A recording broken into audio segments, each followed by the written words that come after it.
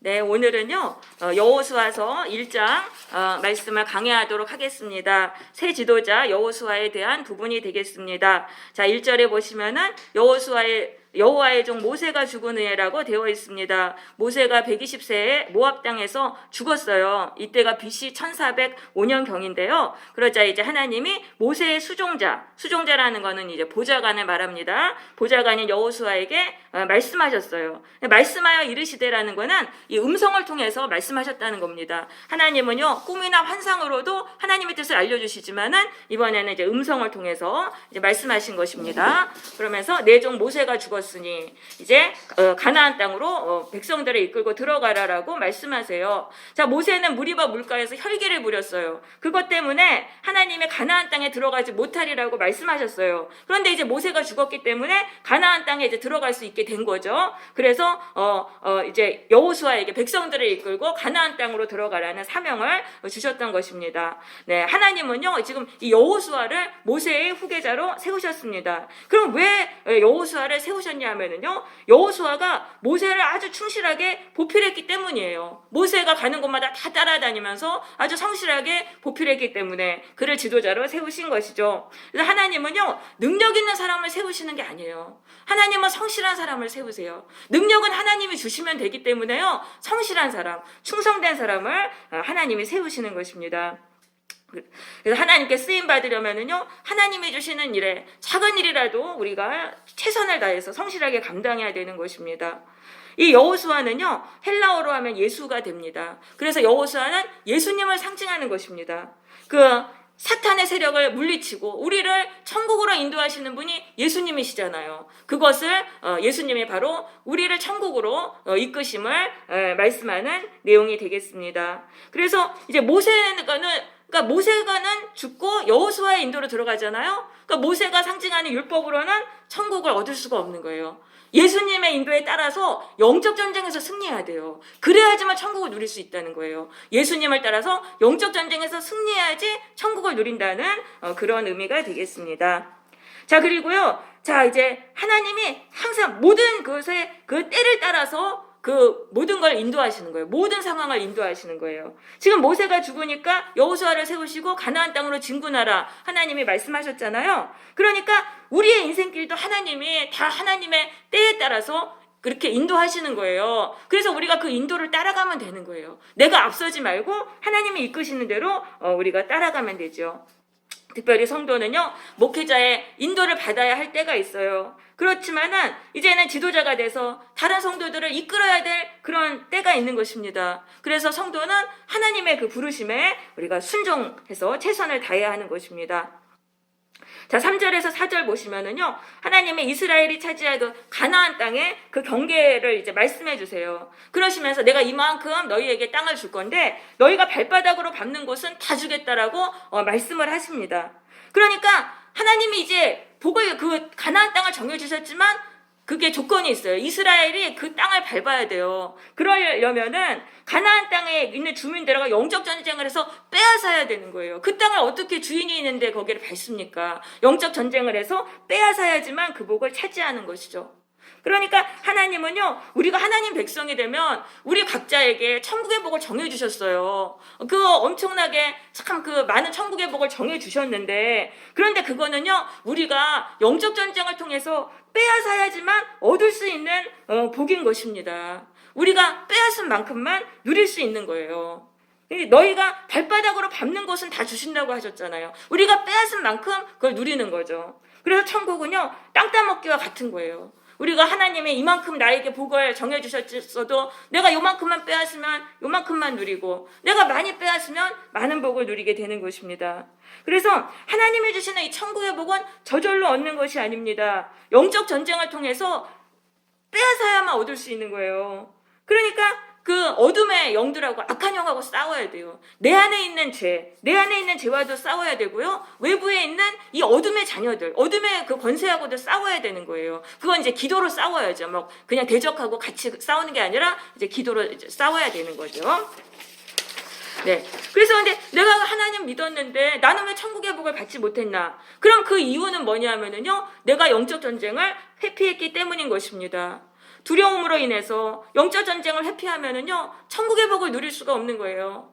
이스라엘 백성들처럼 그냥 38년 동안 광야에서 그냥 헤매다가 죽는 그런 인생이 되는 것입니다. 자, 5절에서 하나님 말씀하세요. 내 평생에 너를 등에 대적할 자가 없으리라. 하나님이 지금 여호수아와 함께 하시고 여호수아를 대적하는 자를 다 파멸시키시겠다는 말씀인 거예요. 그렇기 때문에 누구도 여호수아를 대적할 수 없게 된다는 그런 말씀이죠. 하나님은요, 당신이 주신 사명을 감당하는 자와 항상 동행하세요. 그리고 어떤 경우에도 버리시지 않습니다. 그리고 전능하신 능력으로 도와주시고 원수들을 물리쳐 주시는 거예요. 그러면서 강하고 담대해라. 담대하라는 거 용기를 내라는 거죠. 내가 너와 함께 할 테니까 용기를 내서 내가 준 사명을 감당하라. 하나님이 왜 이런 말씀을 하셨냐면 여호수아가 지금 심한 두려움에 빠져있기 때문인 것입니다. 여호수아는요, 모세의 지도자가 된다는 것이 너무나 부담스러웠어요. 모세는 너무 40년 동안 너무나 위대하게 이스라엘 백성들을 이끌었습니다. 수많은 기적을 행했습니다. 그런 그 모세와 자신을 비교하니까 자기는 이제 잘 감당할 수 없다는 그런 생각, 두려움에 빠지게 된 거죠. 그래서 성도가 두려움에 빠지면 하나님께 받은 사명을 감당할 수 없게 되는 거예요.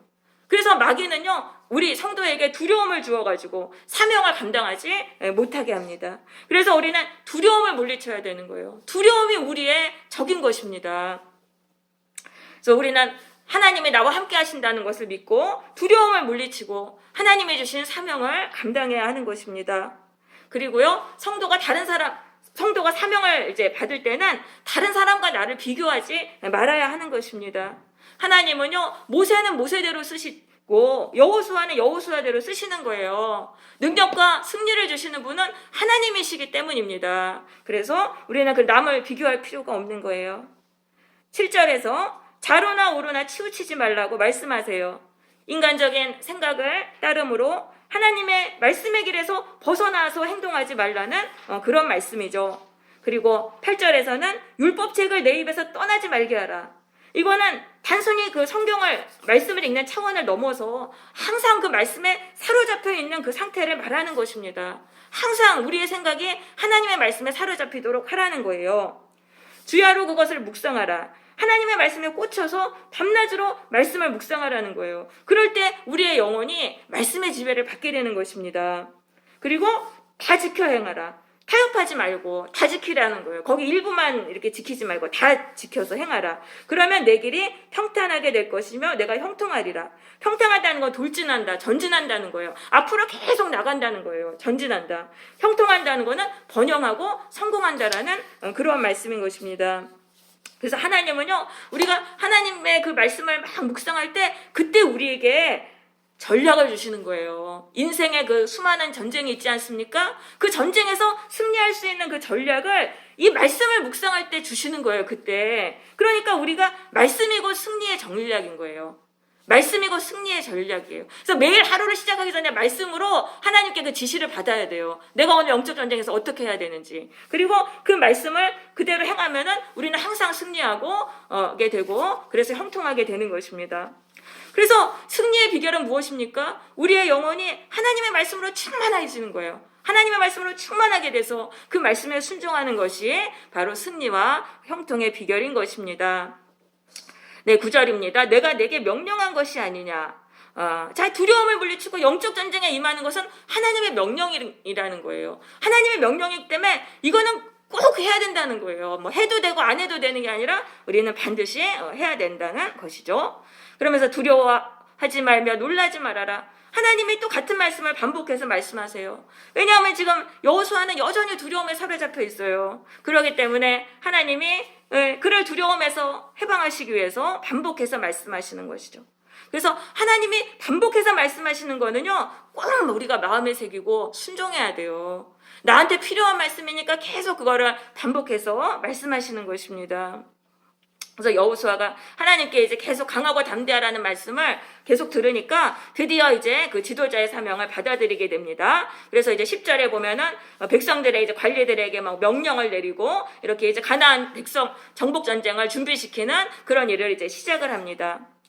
네, 그래서 이 여호수아는 하나님의 말씀을 계속 들었어요. 강하고 담대하라는 하나님의 말씀을 들으니까 그 듣는 중에 두려움이 사라지게 된 거예요. 그 두려움이 사라졌으니까 이 지도자의 일을 했던 거죠. 마음이 담대하게 돼서 사명을 시작하게 되었던 거예요. 이처럼 하나님의 말씀은 인간의 마음을 변화시키는 강력한 힘이 있습니다. 그렇기 때문에 말씀을 들을 때 우리의 마음이 변화가 되는 거예요. 그래서 우리는 이런 우리의 마음을 변화시키는 능력이 하나님의 말씀이에요. 하나님의 말씀을 날마다 들어야 돼요. 그럴 때 믿음이 생겨요. 그래서 마음의 두려움이 떠나가요. 그리고 우리의 마음이 담대하게 되는 거죠.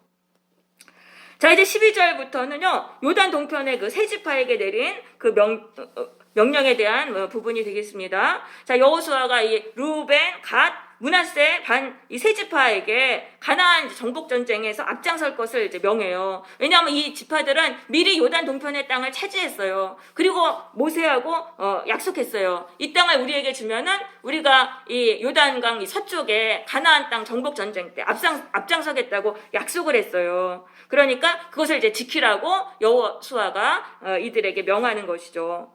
그러면서 이제 15절에 보시면은 여호와께서 너희를 안식하게 하신 것 같이라고 말합니다. 자, 이 안식이라는 건 뭡니까? 쉬다라는 뜻이에요. 원어는 쉬다라는 건데 참된 평안을 말하는 거예요. 지금 이 세 지파가 어떻게 해서 참된 평안을 누렸습니까? 그 요단강 그 동편에 그 가나안 원주민들을 다 쫓아내서 승리를 하고 그 땅을 차지하니까 참된 평안, 안식을 누린 거예요. 그러니까 이건 뭐냐면은 성도가 영적 전쟁을 통해서 악한 영들을 물리쳐야지만, 물리치고 하나님이 나에게 주신 그 복을 차지해야지만 그때 참된 안식을 얻게 된다는 거예요. 참된 안식은 전쟁을 통해서 얻게 된다는 것입니다. 우리가 악한 영들을 물리쳐야 돼요. 그걸 물리치지 않으면 알 수 없는 두려움과 불안이 우리를 지배하는 거예요. 그래서 우리가 이 영적 전쟁을 통해서 이 참된 안식을 우리가 쟁취해야 되는 것입니다. 성도는 참된 안식을 얻기 위해서 예수님께 순종해서 영적 전쟁에 임해야 돼요. 내 안에 있는 죄와 싸우고 또 이 어둠의 그 자녀들과의 그 영적 전쟁을 또 기도로 우리가 물리쳐야 되는 거죠. 그럴 때 우리의 영혼이 안식을 누리게 되는 거예요. 그래서 이렇게 참된 안식만 누리면은 그때부터 인생이 천국이 되는 거예요. 돈이 뭐 많건 적건 별 상관없어요. 다 이겨낼 수 있어요. 참된 안식만 있으면 우리는 모든 걸 다 이겨낼 수가 있습니다. 그래서 성도는 무엇보다도 이 참된 안식을 얻기를 사모해야 돼요. 그리고 그것을 얻기 위해서 우리 영적 전쟁을 해야 한다는 것이죠. 자, 15절입니다. 너희 형제도 안식하게 하라라고 말씀하세요. 너희 형제도 안식하게 하라. 이 세 지파는 이미 안식을 누렸잖아요. 그렇기 때문에 이제 아직 안식을 누리지 못한 다른 지파들이 안식을 차지하도록 이제 도우라는 거죠. 그럼 이것의 의미는 무엇입니까? 예수님을 통해서 영적 전쟁에서 승리하고 참된 안식을 누린 성도들이 있어요. 이미 그 안식으로 들어간 누리고 있는 성도들이 있어요. 그 성도들은 다른 성도들, 아직 이 안식을 누리지 못하는 그 성도들이 영적 전쟁에서 승리할 수 있도록 말씀과 기도로 그들을 도와야 한다는 거예요. 말씀을 가르쳐주고 기도해주고 해서 그들이 승리할 수 있도록 이끌어 주어야 한다는 것입니다. 왜냐하면 이들 안에는요, 악한 영들을 물리칠 수 있는 권세가 있기 때문이에요. 승리하면은요, 그 지배하는 권세를 받아요. 다스리는 권세를 받아요. 그러니까 이미 이거를 누린 사람들은 악한 영들을 물리칠 수 있는 권세가 있는 거예요, 그 안에. 그렇기 때문에 그 권세를 사용해서 연약한 영혼들을 악한 영으로부터 해방시켜야 되는 거예요. 근데 그 권세가 있는데도 사용하지 않으면 그거는 그냥 사라져버려요. 그러니까 이렇게 사용해야 되는 거예요. 그래서 성도는요, 먼저 내가 영적 전쟁에서 승리해야 돼요. 먼저 내가 승리해서 권세를 얻고 그 권세를 가지고 주변의 사람들도 악한 권세에서 해방시키면서 살아야 되는 거예요. 그러니까 나부터 승리해야지 남도 살릴 수 있는 거죠. 그래서 내가 살아서 남도 살리는 삶을 살아야 됩니다. 네, 그래서 이 세 지파는요, 여호수아의 말씀대로 이제 순종할 것을 말했습니다. 이들은 이제 모세와 맺은 약속을 지켰죠. 자, 은혜를 받았어요. 이미 땅을 이제 안식을 누렸어요. 땅을 차지했어요. 그 이후에도 또 신앙을 따라서 이들은 행동했던 거죠. 그래서 은혜를 받은 이후에도 이 지파들처럼 신앙을 따라 행동해야 된다는 거예요. 은혜를 받은 이후에 돌변해가지고 믿음을 버리는, 그러면은 저주를 받게 돼요. 그래서 인생이 더 험난하게 되는 겁니다. 그래서 요한복음 5장 14절에서 38년 된 병자에게 예수님이 말씀하셨잖아요. 내가 낳았으니 더 심한 것이 생기지 않게 다시는 죄를 범하지 말라. 그러니까 그 38년 동안 앓았던 그 병에서 고침을 받았잖아요. 받았지만은 그래도 은혜를 받았지만 그 이후에 죄를 지으면은 더 이제 인생이 험난하게 된다는 그런 말씀이죠. 그래서 은혜를 받은 이유가 참 중요해요. 그런데 이 세 지파는요, 여호수아에게 그거를 이제 다 자기가 지키겠다고 한 거죠. 자, 그러면서 16절에서 세 지파는 여호수아에게 순종하겠다고 맹세했습니다. 자, 성도는요, 하나님이 세우신 영적인 지도자, 이제 목회자죠. 담임 목회자와 목회자들입니다. 이렇게 순종을 해야 하는 것입니다. 그리고 17절에서 세 지파는 하나님이 여호수아와 함께하기를 바라면서 축복했어요. 그러니까 성도는 영적 지도자를 축복하고 그를 위해서 기도해 줘야 돼요. 이게 바로 성도가 해야 할 일입니다. 그리고 또 18절에서 세 지파는 여호수아를 거역하는 자는 하나님께 무서운 징계를 받으리라라고 말했어요.